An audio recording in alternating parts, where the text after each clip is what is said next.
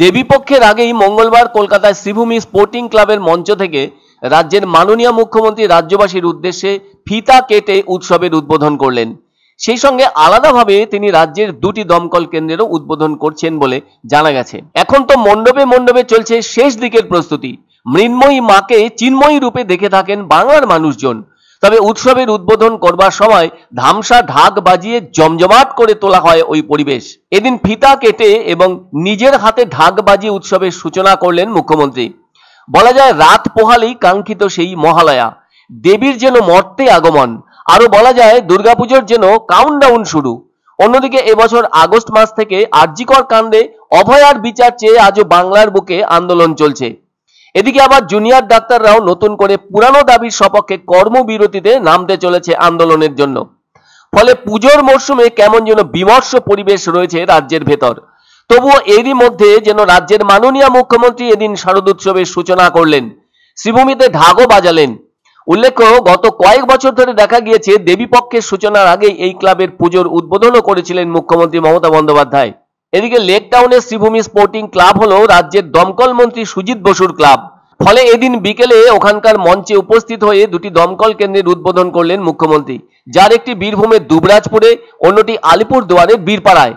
আর মহালয়ার দিন থেকে কলকাতা ও জেলাগুলোর একাধিক পুজোর লাগাতার উদ্বোধন করবেন মুখ্যমন্ত্রী বলে জানা গেছে। আর কিছু পুজোর উদ্বোধন ভার্চুয়ালি করবেন তিনি, যেটা তিনি প্রত্যেকবারই করে থাকেন। তাছাড়া কলকাতার দুর্গাপুজোগুলির ভেতর সবসময় প্রাধান্য পেয়ে থাকছে শ্রীভূমির পুজো। তবে গত বছর ভিড় এবং যানজট ছাড়া অন্য কোনো বিতর্কে জড়াতে দেখা যায়নি কলকাতার এই বিগ বাজেটের পুজোটিকে।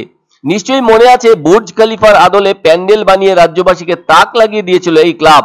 আর এবছর এই ক্লাবের থিম দক্ষিণ ভারতের তিরুপতি মন্দির।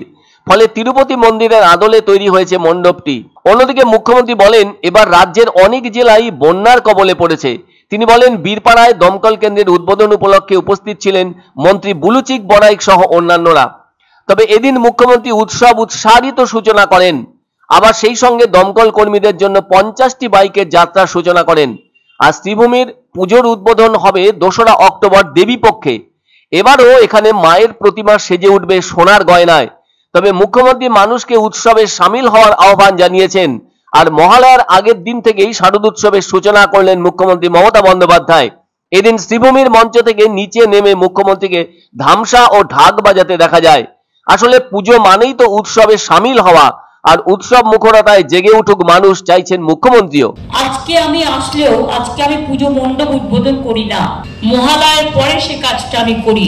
আজকে আমার ফায়ার ব্রিগেডের এবং দুবরাজপুরে খুব কনজেস্টেড এরিয়া, দমকল ঢোকার যেখানে রাস্তা নেই সেই জায়গাটায় যাতে ফায়ার ব্রিগেডের গাড়ি ঢুকতে পারে, সেই জন্যই এই সিস্টেমটা করা হয়েছে। আনন্দ সংবাদ, আনন্দ সংবাদ। 30 বছরের নির্ভরযোগ্য প্রতিষ্ঠান ইন্দ্রমণি রাইস মিল। আমাদের কয়েকটি জনপ্রিয় ব্র্যান্ড হলো তাজ, বরলি, খুশি ইত্যাদি। আমাদের factory outlet CG trading company, Dinbazar, axis ব্যাংকের পাশে, জলপাইগুড়ি। এখানে সুলভ মূল্যে গুণগত মানের সব ধরনের চাল পাওয়া যায়। Phone number 9547029475। এক অন্য অনুভূতির স্পর্শ পাওয়া যায় রয়কো ব্র্যান্ডের গেঞ্জি ও জাঙ্গিয়ায়। তাই ছোট বড় সবার পছন্দ রয়কো গেঞ্জি ও জাঙ্গিয়া। প্রস্তুতকারক জয়মনি হোশিয়ারি, কলকাতা।